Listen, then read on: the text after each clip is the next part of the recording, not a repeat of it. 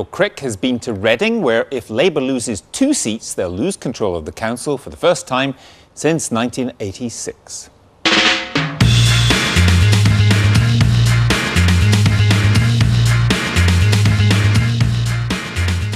It was a sign of the success of Tony Blair and New Labour in the 1990s that they suddenly managed to appeal to middle-class voters and as a result picked up lots of councils and parliamentary constituencies right across southern England. But today there are only 3 councils left in the south outside London that Labour still controls. Reading is one of them.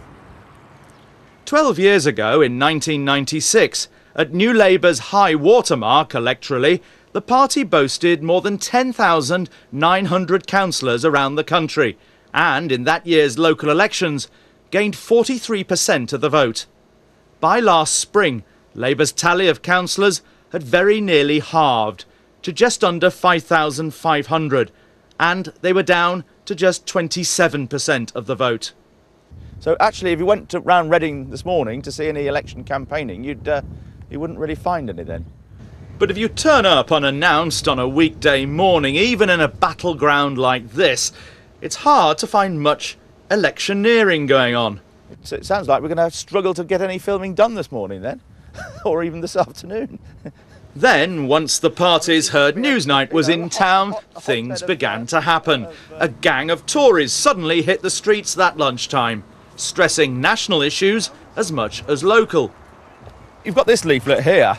How much will you be hit by Gordon Brown's tax on hard-pressed families? Sure. I mean, that's all out of date now, isn't it, after the concessions made in the last few days? Well, of course, as you saw on Newsnight yourself, those concessions are unravelling right before our very eyes.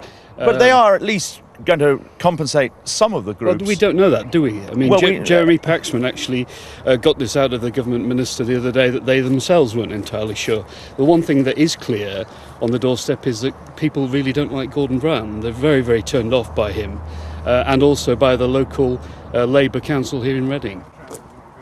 This was once a strong Labour ward where the Tories didn't really bother.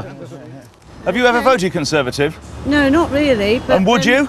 I would. I'm getting this bit persuaded. Well, that's very kind of you. It's lovely to meet you as well. My name's Andrew. What would decide it for you? National issues or local issues?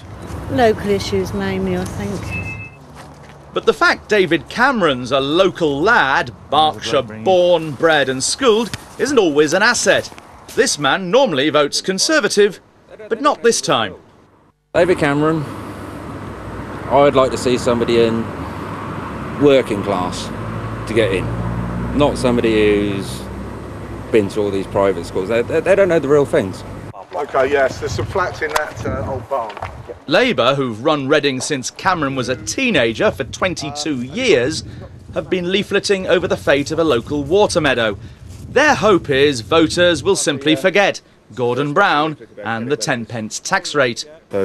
Trying to make it a very local campaign. I heard you talking about national economic policy, but what we're saying is this is about which is the best party to run Reading Council. Do you accept that argument that you ought to decide it on local issues rather than national ones? I think national myself. But it is the local council, isn't it? Yes, I know. So I'm not going to get in an argument with you.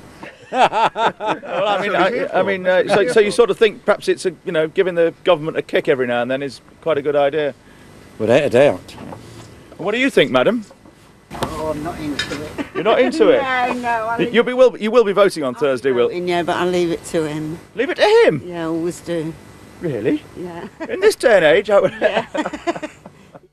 This man too refuses to think local, as Labour in Reading desperately want.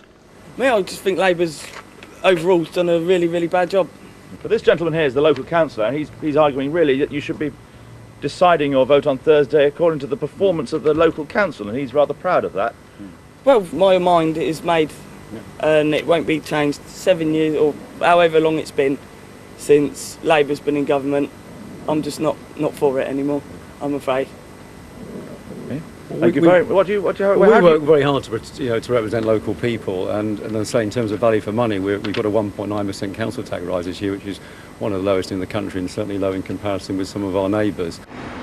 Apart from when the parties agreed to meet up with us, It hardly seems to be a hotbed of political activity in Reading at the moment, even though it's supposed to be one of the more decisive contests this week. The extraordinary thing is we've been in Reading, about 9 hours, and frankly, if you were a Martian, you wouldn't know there was a local election taking place.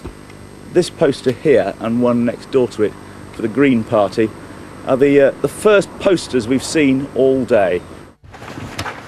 And in this particular ward, a Liberal Democrat target, the Greens threaten the Lib Dems' quest to hold the balance of power in Reading come this weekend. Round on behalf of the local Liberal Democrats and Neil, our candidate for the elections. And what about the Liberal Democrats? Ever thought of voting for them? I have in the past. I'm not going to this time. Here's Mr. Epps' great chance to persuade you that voting Green is a waste of time. And well, you can try that. You can do it in 10 seconds.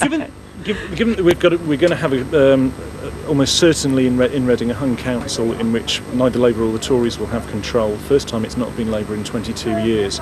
There'll be a strong group of Liberal Democrats able to wield influence with very strong agendas for, amongst other things, the local environment, or possibly at most one Green councillor. Do you not think that this area may get a better deal by having a Liberal Democrat as part of the stronger team? I suppose I have an ideology to follow, and I believe that by voting Green I'm making a statement. If the opposition parties of various colours combine to put Labour to flight here, it may reflect England's increasingly polarised electoral geography.